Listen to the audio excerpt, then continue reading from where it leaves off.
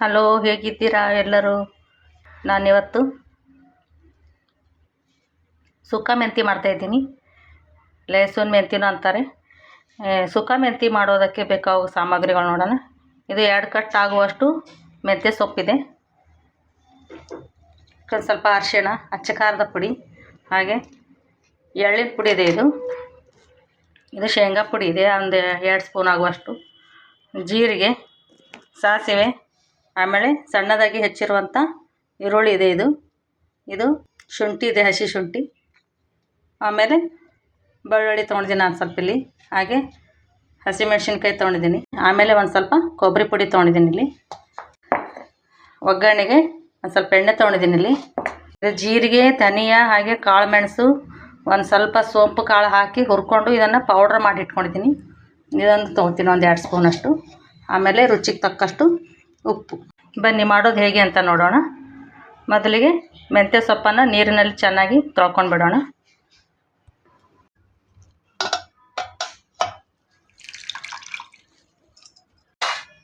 ಮೊದಲೇ ಬಾಣಲೆಗೆ 4 ಸ್ಪೂನ್ ಆಗುವಷ್ಟು ಆಯಿಲ್ ಹಾಕ್ಕೊಂಡ್ಬಿಡೋಣ. ಇದಕ್ಕೆ ಎಣ್ಣೆ ಕಾಯ್ತಾ ಇದೆ. ಅಷ್ಟರಲ್ಲಿ ನಾವು ಬೆಳ್ಳುಳ್ಳಿ ಹಣ್ಣು ಕುಟ್ಕೊಂಡ್ಬಿಡೋಣ. ಸ್ವಲ್ಪ ತರಿ ಹಾಕಿ ಕುಟ್ಕೊಂಡ್ಬಿಡೋಣ.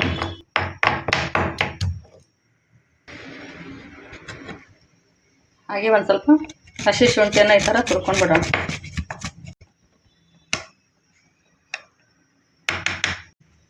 ಎಣ್ಣೆ ಬಿಸಿ ಆಗಿದೆ. 1 ಸ್ಪೂನ್ ಆಗುವಷ್ಟು ಜೀರಿಗೆ, ಅರ್ಧ ಸ್ಪೂನ್ ಆಗುವಷ್ಟು ಸಾಸಿವೆ,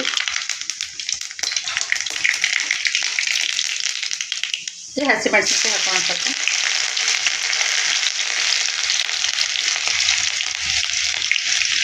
ಹಾಗೆ ಶುಂಠಿ, ಆಮೇಲೆ ಬೆಳ್ಳುಳ್ಳಿ ಈ ಥರ ಕುಟ್ಟಿದ್ದನ್ನು, ಆಮೇಲೆ ಶುಂಠಿ ಬೆಳ್ಳುಳ್ಳಿ ಹಾಕೋಣ ಅದಕ್ಕೆ.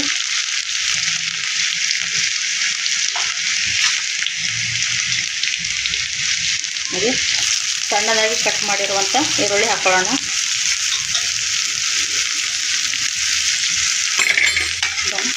ಚೆನ್ನಾಗಿ ಫ್ರೈ ಮಾಡ್ಕೊಳ್ಳೋಣ.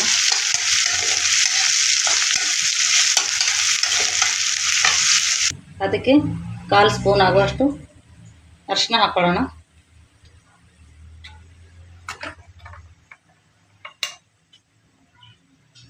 ಒಂದು ಸ್ಪೂನ್ ಆಗುವಷ್ಟು ಅಚ್ಚ ಖಾರ ಪುಡಿ ಹಾಕೊಳ್ಳೋಣ. 1 ಸ್ಪೂನ್ ಆಗುವಷ್ಟು ಇದಕ್ಕೆ ಉಪ್ಪು ಹಾಕೊಳ್ಳೋಣ.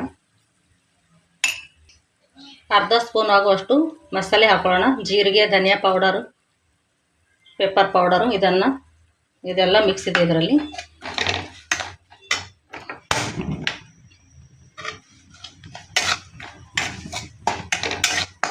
ಜೀರಿಗೆ, ಧನಿಯಾ, ಕಾಳು ಮೆಣಸು ಇದನ್ನು ಚೆನ್ನಾಗಿ ಹುರ್ಕೊಂಡು ನಾನು ಪೌಡರ್ ಮಾಡಿದ್ದೆ. ಮಸಾಲೆ ತುಂಬ ಚೆನ್ನಾಗಿ ಫ್ಲೇವರ್ ಬರ್ತಾಯಿದೆ ಅದರದ್ದು. ಇದಕ್ಕೆ ಕಟ್ ಮಾಡಿರುವಂಥ ಮೆಂತ್ಯ ಸೊಪ್ಪನ್ನು ಹಾಕೊಳ್ಳೋಣ.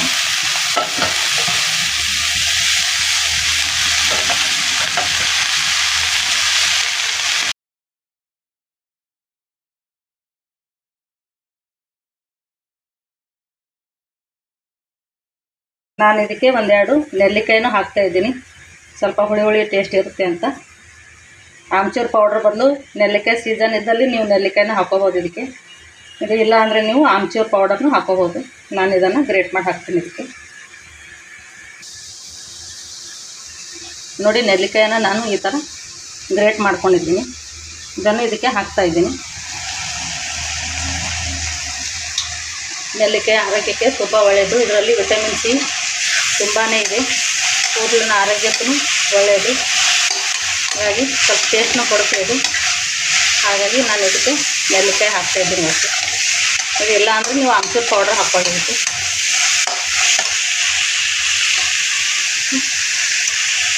2 ಸ್ಪೂನ್ ಆಗುವಷ್ಟು ಶೇಂಗಾ ಪೌಡರ್ ಇದೆ. ಇದು 1-2 ಸ್ಪೂನ್ ಆಗುವಷ್ಟು ಕೊಬ್ಬರಿ ಪುಡಿ ಇದೆ. ಹಾಗೆ 2 ಸ್ಪೂನ್ ಆಗುವಷ್ಟು ಎಳ್ಳಿನ ಪುಡಿ ಇದೆ.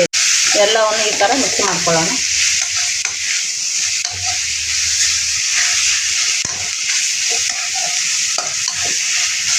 ಮೆಂತ್ಯ ಕಾಯನ್ನು ಈ ಥರ ಬೆಳ್ಳುಳ್ಳಿ ಹಾಕಿ ಈ ಥರ ಮೆಂತ್ಯ ಫ್ರೈ ಮಾಡ್ಕೊಳ್ಳಿ, ತುಂಬ ಚೆನ್ನಾಗಿ ಟೇಸ್ಟ್ ಕೊಡುತ್ತೆ ಇದು. ಸುಕ್ಕ ಮೆಂತ್ಯನೂ ಅಂತಾರೆ ನೋಡಿ ಇದಕ್ಕೆ.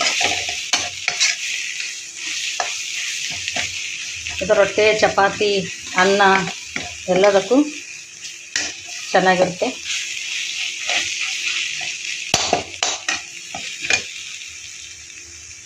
ಇದು ಇವಾಗ ಆಗಿದೆ. ಇದನ್ನು ಒಂದು ಬೌಲಿಗೆ ತೆಕ್ಕೊಂಡು ಬಿಡೋಣ. ಕೊನೆಯಲ್ಲಿ ನಾನು ಇದಕ್ಕೆ ಸ್ವಲ್ಪ ಮ್ಯಾಗಿ ಮಸಾಲ ಹಾಕ್ತಾಯಿದ್ದೀನಿ. ಇದು ಇವಾಗ ಆಗಿದೆ. ಇದನ್ನು ಒಂದು ಬೌಲಿಗೆ ತೆಕ್ಕೊಂಡು ಬಿಡೋಣ. ನೋಡಿ, ಸುಕ್ಕ ಮೆಂತಿ ರೆಡಿಯಾಗಿದೆ. ಮೆಂತ್ಯ ಸೊಪ್ಪು ಸ್ವಲ್ಪ ಕಹಿ ಇರೋದರಿಂದ ಈ ಥರ ಸ್ವಲ್ಪ ಹುಳಿ ಹಾಕ್ಕೊಂಡ್ರೆ ಅದು ತುಂಬ ಟೇಸ್ಟಾಗಿರುತ್ತೆ. ಇದನ್ನು ಸ್ವಲ್ಪ ಡಿಫ್ರೆಂಟಾಗಿ ಮಾಡಿದ್ದೆ, ಯಾಕಂದರೆ ನಾನು ಆಮ್ಚೂರು ಪೌಡ್ರ್ ಹಾಕ್ತಾಯಿದ್ದೆ.